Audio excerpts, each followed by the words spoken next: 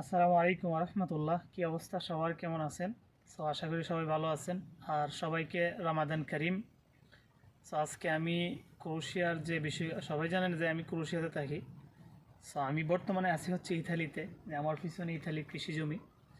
আজকে আমি ক্রোয়েশিয়ার যে বিষয়টা নিয়ে কথা বলবো আর কি, যে ওয়ার্ক পারমিট যে বিষয়টা, অথবা অনেকে বলতেছে যে মার্চের পরে আসলে ক্রোয়েশিয়াতে বাংলাদেশিদের জন্য ওয়ার্ক পারমিট আবার চালু হইব। এই বিষয়টা নিয়ে আমি আগে আপনাদেরকে একটু কথা বলি। দেখেন, মানে একটা সমীকরণ উঠে আসছে 2023 থেকে 2024-এর অর্ধবর্ষ পর্যন্ত 12,000 বাংলাদেশি ওয়ার্ক পারমিটে ক্রোয়েশিয়াতে মানে ভিসা ইস্যু হয়েছে। 12,000 বাংলাদেশির ওয়ার্ক পারমিট ভিসা ক্রোয়েশিয়াতে ইস্যু হয়েছে। এর মধ্যে 90%ই ক্রোয়েশিয়াতে ঢুকেই নেই। শুধু 10% লোক যারা ক্রোয়েশিয়ার ইমিগ্রেশন ক্রস করছে, আর 90% যাদের লাকিজ গিয়ে ক্রোয়েশিয়াতে পৌঁছাইছে, কিন্তু তারা নিজে সশরীরে ক্রোয়েশিয়াতে যায় নাই, ইমিগ্রেশনই ক্রস করে নাই। এখন চিন্তা করেন একটা দেশ কতটা হুমকির মুখে পড়লে এরকমভাবে শুধুমাত্র বাংলাদেশিদের জন্য ক্রোয়েশিয়ার ওয়ার্ক পারমিট বন্ধ করে দিতে পারে। এই দোষটা কি আমাদের নাকি তাদের? প্রশ্ন হচ্ছে আপনাদের কাছে। এইরকমভাবে যদি চলতে থাকে, এখন মানে অনেকেই মনে করেন যে ইতালিতে ল্যান্ড করার পর ইতালিতে রয়ে যায়, জার্মানিতে অনেকে ল্যান্ড করার পর জার্মানিতে রয়ে যায়, বিভিন্ন দেশে পোল্যান্ডে কোন বা পর্তুগালে কোন বিভিন্ন দেশে ল্যান্ড করার পরে তারা ওখানেই রয়ে যায়, ক্রোয়েশিয়াতে যায়ই না। বা ইউরোপে আসার পরে আমি সবাইকে বলি যে ইউরোপে আপনি যখন যে কোনো দেশে ইমিগ্রেশন ক্রস করবেন, যারা আসছে আপনাদের ভাই বেরাদ্দ পুরাতন লোক, তাদেরকে প্রশ্ন করবেন যে ইউরোপের ইমিগ্রেশন ক্রস করার সময় ফিঙ্গার নেই না, কোনো দেশেই ফিঙ্গার নেই না। এটা মিডল ইস্ট না যে আপনার ফিঙ্গার রাখা দিব। আপনি চিন্তা করতেছেন যে আমি তো ক্রোয়েশিয়াতে থাকবো না, আমি অন্য দেশে সেটিং হবো, এখন যদি আমার ফিঙ্গার রাখা দেয় তো সমস্যা হইতে পারে। এটা একদম ভুয়া চিন্তাধারা আপনাদের। আপনারা ইউরোপের যে কোনো দেশে ইমিগ্রেশন ক্রস করেন, ওই ক্ষেত্রে আপনাদের ফিঙ্গার রাখবে না। ইউরোপে ইমিগ্রেশন ক্রস করলে ফিঙ্গার রাখে না। সুতরাং ক্রোয়েশিয়ার ওয়ার্ক পারমিট নিয়ে যদি আসেন, ক্রোয়েশিয়ার ইমিগ্রেশন প্রথমে ক্রস করেন, দেন ইমিগ্রেশন ক্রস করার পরে আপনার কোম্পানি যদি আপনাকে রিসিভ না করে, তারপর আপনি অন্য দেশে মুভ করেন। এটা তেমন একটা ইফেক্ট পড়বে না ওয়ার্ক পারমিটের উপরে। এখন আপনারা যদি লাকিজ বুকিংয়ে দিয়া বোর্ডিংয়ে পাস নিয়ে লাকিজ চলে গেছে, মানুষ নাই, কীভাবে হইটা? লাকিজ চলে গেছে, মানুষের কোনো উদ্দেশ নাই। এরকমভাবে লাকিজ যাইতে যেতে ক্রোয়েশিয়ার যে জাগ্রেব এয়ারপোর্ট ভরপুর হয়ে গেছে বাংলাদেশিদের লাকিজে। আমারে গত 2 দিন আগে একজন বন্ধু আমার এই তথ্যটা দিল, ক্রোয়েশিয়া থেকে, উনি প্রায় 5-6 বছর যাবত আছে। উনি বলতেছে যে ভাই এরকম অবস্থা। এখন বলেন এইরকম অবস্থার মধ্যে দিয়া কিভাবে বাংলাদেশিদের ওয়ার্ক পারমিট চালু থাকবো?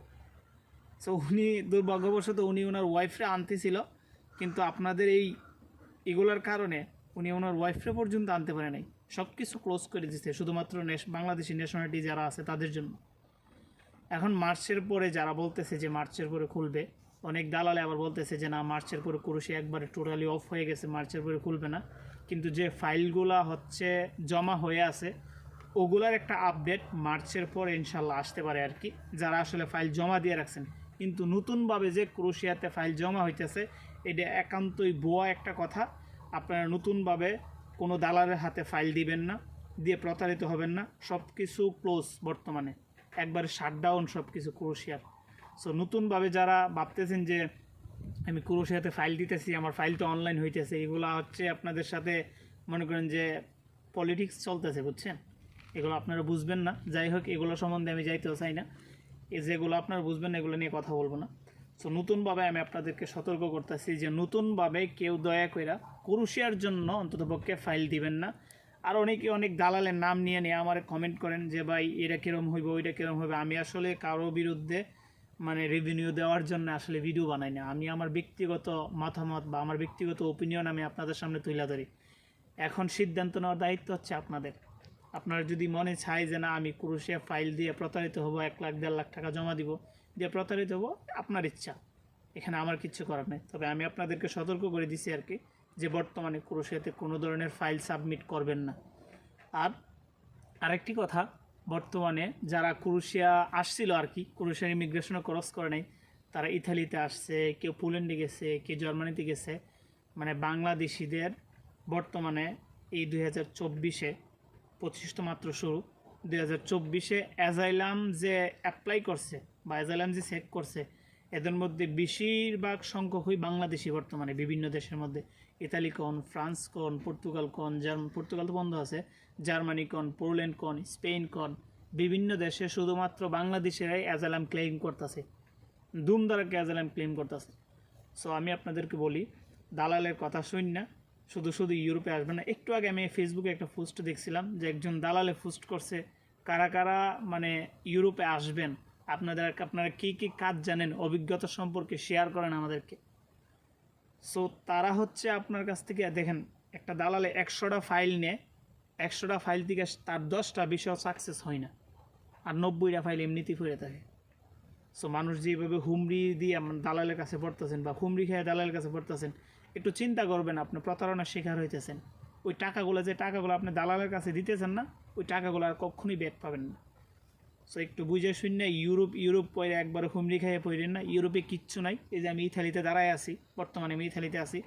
একটা আমার যে ভাই ক্যামেরা ধরে আছে, ক্যামেরার পিছনে যে ভাই, উনি হচ্ছে কৃষি নিয়ে কাজ করে আর কি। ওনার ইউটিউব চ্যানেলও আছে, ফেসবুকে একটা পেজও আছে, ইতালি প্রবাসী নাম দিয়ে সার্চ দিলেই পাবেন। উনি হচ্ছে কৃষি বিষয় নিয়ে কন্টেন্ট তৈরি করে। তো উনি বলতেছে, ভাই ইতালিতে যে আছেন আপনি, ক্রোয়েশিয়া নিয়ে কথা বলতেছেন, ইতালি নিয়ে কিছু বলেন নাকি? বা ইতালি নিয়ে কী কথা বলবো, আপনাদেরকে ক্রোয়েশিয়ার কথা বলেই তো আপনাদেরকে শেষ করতে পারি না। আমি বর্তমানে ইতালিতে আছি। আমার পিছনে একটা কৃষি জমি দেখতে পারতেছেন, এটা হচ্ছে সবজির জমি আর কি, সালাদ লাগানো হয়েছে। ওই পাশে আছে ফুলের জমি। তো যাই হোক, আপনারা যারাই এখন দালালের কাছে ফাইল সাবমিট করবেন, বিশেষ করে ক্রোয়েশিয়া নিয়ে একটু সতর্ক হবেন। আর আমি মনে করি এখন মার্চ পর্যন্ত কোনো আপডেট আওয়ার আগ পর্যন্ত আপনারা ফাইল জমা দিবেন না, টোটালি শাটডাউন করে রাখেন। সবাই ভালো থাকবেন, সুস্থ থাকবেন। আল্লাহ হাফেজ, সালামু আলাইকুম।